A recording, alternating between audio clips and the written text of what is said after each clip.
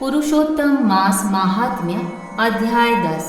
नारद जी बोले, हे तपोनिधि, परम क्रोधी दुर्वासा मुनि ने विचार करके उस कन्या से क्या उपदेश दिया, सो आप मुझसे कहिए। सूत जी बोले, हे द्विजो, नारद का वचन सुनकर समस्त प्राणियों का हित कर दुर्वासा का गुह्य वचन बद्री नारायण बोले। श्री नारायण बोले, हे नारद, मेघावी ऋषि की कन्या के दुख को दूर करने के लिए दुर्वासा ऋषि ने जो कहा वह सुनो।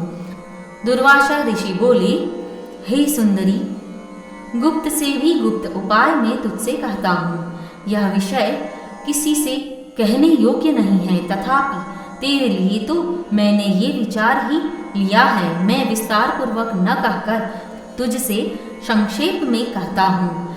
हे सुभगे, इस मास से तीसरा मास जो आवेगा वह पुरुषोत्तम मास है। इस मास में तीर्थ में स्नान कर मनुष्य भ्रूण हत्या से छूट जाता है। हे सुंदरी, कार्तिक आदि 12 मासों में इस पुरुषोत्तम मास के बराबर कोई मास नहीं है। जितने मास तथा पक्ष और पर्व हैं वे सब पुरुषोत्तम मास की 16वीं कला के बराबर भी नहीं हैं। वेदोक्त साधन और जो परम पद प्राप्ति के साधन हैं वे भी इस मास की 16वीं कला के बराबर नहीं हैं। 12,000 वर्ष गंगा स्नान करने से जो फल मिलता है और सिंहस्थ गुरु में गोदावरी पर एक बार स्नान करने से जो फल मिलता है, हे सुंदरी, वही फल पुरुषोत्तम मास में किसी भी तीर्थ पर एक बार स्नान करने मात्र से मिल जाता है। हे बाले, यह मास श्री कृष्ण का अत्यंत प्यारा है और नाम से ही यह भगवान का स्मारक है। इस मास में पुरुषोत्तम भगवान की सेवा पूजा करने से समस्त कामनाएं सिद्ध होती हैं। अतः इस पुरुषोत्तम मास का तू शीघ्र व्रत कर। पुरुषोत्तम भगवान की तरह प्रसन्नता पूर्वक मैंने भी इस मास की सेवा की है। एक समय क्रोध में मैंने अंबरीय राजा को भस्म करने के लिए अर्थकृत्या भेजी थी। सो हे बाले, तब हरि ने जलता हुआ सुदर्शन चक्र मुझको भी भस्म करने के लिए उसी समय मेरे पास भेजा। तब पुरुषोत्तम मास के प्रभाव से ही वह चक्र हट गया।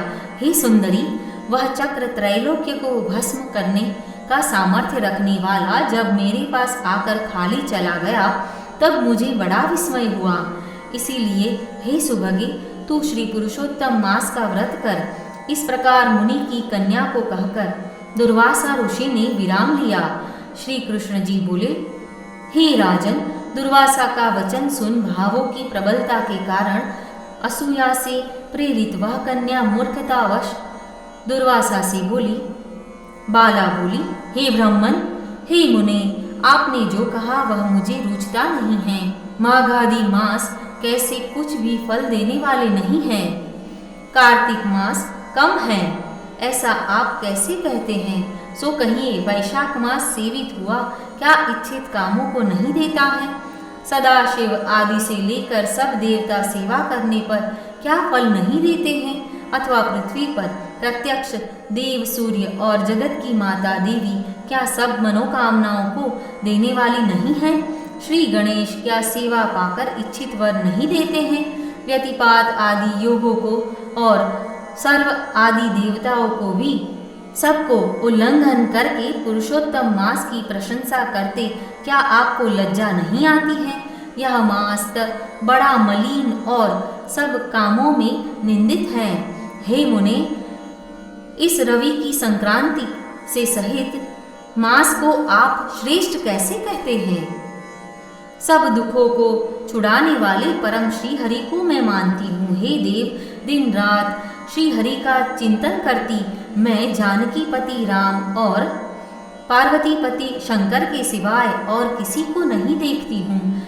हे विप्रेंद्र, अन्य कोई भी देवता ऐसा नहीं है जो मेरे इस दुख को दूर करे। अतः हे मुने, इन सब फलदाताओं को छोड़कर कैसे इस मल मास की स्तुति आप कर रहे हो? इस प्रकार ब्राह्मण कन्या का कहा हुआ सुनकर दुर्वासा मुनि शरीर से एकदम जाज्वल्यमान हो गए और नेत्र क्रोध से लाल हो गए। इस प्रकार क्रोध आने पर भी कृपा करके मित्र की कन्या को श्राप नहीं दिया और सोचने लगे, यह मूर्खा है, हित अहित को नहीं जानती है, अभी बुद्धि इसकी पूर्ण नहीं है। पुरुषोत्तम मास के महात्म्य का विद्वानों को भी पता नहीं है, तो थोड़ी बुद्धि वाले पुरुष और विशेष करके कुमारियों को तो हो ही नहीं सकता है। यह कुमारी कन्या माता पिता से रहित दुखाग्नि में जली हुई, अतः अति उग्र मेरे श्राप को कैसे सहन कर सकेगी। इस प्रकार सोचकर कृपा से मन में उठे क्रोध को शांत और स्वस्थ होकर दुर्वासा मुनि उस अति विह्वल कन्या से बोले। दुर्वासा बोले, हे मित्र पुत्री, तेरे ऊपर मेरा कुछ भी क्रोध नहीं है। हे निर्भाग्ये, जो तेरे मन में आवे वैसा ही कर। हे बाले, और कुछ भविष्य कहता हूँ, सुन। पुरुषोत्तम मास का जो तूने अनादर किया है उसका फल तुझे अवश्य मिलेगा। इस जन्म में मिलेगा अथवा दूसरे जन्म में मिले। अब मैं नारायण के आश्रम में जाऊंगा। तेरा पिता मेरा मित्र था, इसीलिए मैंने शाप नहीं दिया है। तू बाल भाव के कारण अपने शुभाशुभ तथा हिताहित को नहीं जानती है। शुभाशुभ भविष्य की कोई टाल नहीं सकता है। अच्छा, हमारा बहुत समय व्यतीत हो गया, अब हम जाते हैं, तेरा कल्याण हो।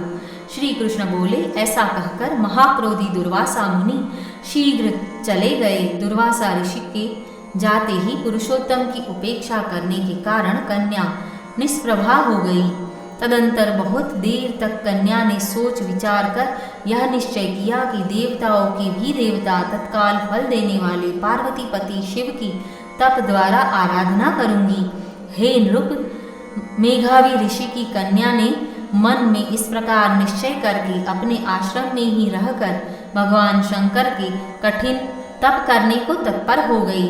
सूत जी बोले, बहुत फलों के दाता लक्ष्मीपति को और वैसे ही सावित्रीपति ब्रह्म को छोड़कर एवं दुर्वासा के प्रबल वचन की निंदा कर वह ऋषि कन्या अपने आश्रम में ही अंधक को मारने वाले शंकर की सेवा के लिए तत्पर हो गई।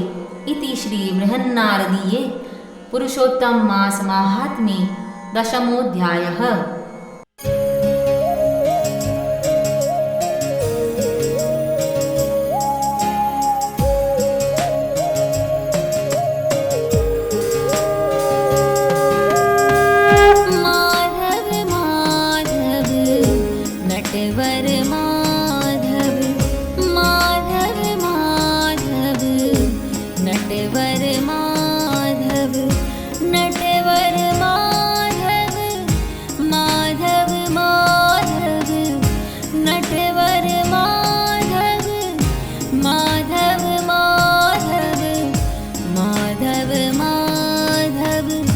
नटवर